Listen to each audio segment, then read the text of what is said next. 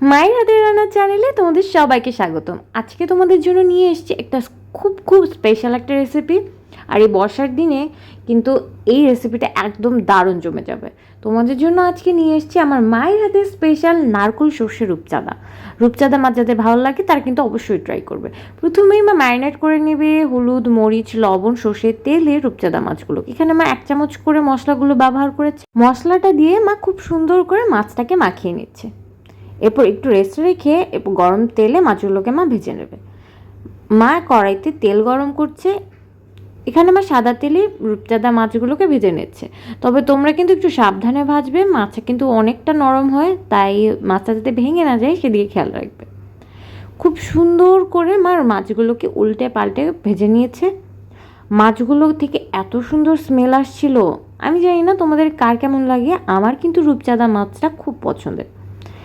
এই তো দেখো মাছটা ভাজি হয়ে গেছে। এরপরে আমরা কিন্তু চলে যাব নেক্সট স্টেপে। বলো তো কী? মা কিন্তু এই তেলের মধ্যে দারচিনি, এলাচ, শুকনো মরিচ ফোড়ন দিয়ে, তেজপাতা ফোড়ন দিয়ে খুব সুন্দর গন্ধ আসলে তাতে জিরে দিয়ে দিল। এরপর দিয়ে দিবে পেঁয়াজ।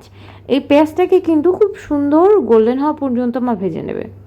এটাকে কিন্তু দেখতে পাচ্ছ বেশ খানিকটা পেঁয়াজ মা নিয়ে নিয়েছে। সুন্দর করে আস্তে আস্তে মা এটাকে কিন্তু গোল্ডেন করে নেবে।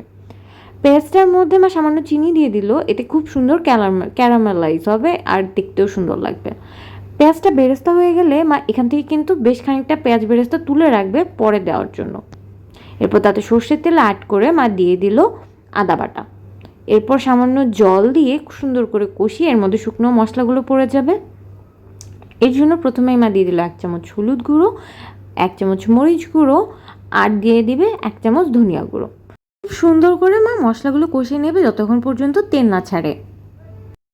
দেখো এই পর্যায়ে মা এখানে দিয়ে দিচ্ছে সর্ষে বাটা। এর মধ্যে কিন্তু আমি তোমাদেরকে পুরোটা ডিটেল বলে দিচ্ছি। এখানে 2 চামচের মতো সরিষা, আর তার সাথে 1 চামচের মতো পোস্ত, 6টা কাঁচামরিচ, আর হচ্ছে আধা চামচ লবণ ছিল। সর্ষেটাকে দিয়ে খুব সুন্দর করে মা মশলাটা কষিয়ে নিচ্ছে। এর মধ্যে কিন্তু মা স্বাদ মতো লবণ অ্যাড করে দিয়ে দিল 1 গ্লাস নারিকেলের দুধ। এটা কিন্তু খুব ইম্পর্টেন্ট, এতে রান্নার ফ্লেভারটা আরও বেশি এনহ্যান্স হবে। এরপর আমার রূপচাঁদা মাছটা দিয়ে দিল। সর্ষে তরকারি হতে তো খুব একটা সময় লাগে না, একটু দমে দিলেই কিন্তু তরকারিটা রেডি হয়ে যাবে।